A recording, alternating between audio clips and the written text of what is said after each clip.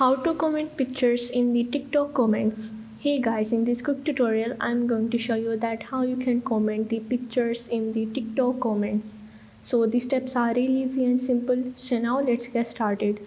So first of all you have to open up your TikTok. So now once you are in, and if you go in the comments, and as you can see that here in the comments there is the text or the emojis icon, so you can add any of the caption or the emojis that you want to add. But in some cases or in some videos there is the option to post the gifts in the TikTok comments, but there is no option to add the pictures in the TikTok comments. But you can add the gifts or any of the emojis or the text that you want to add.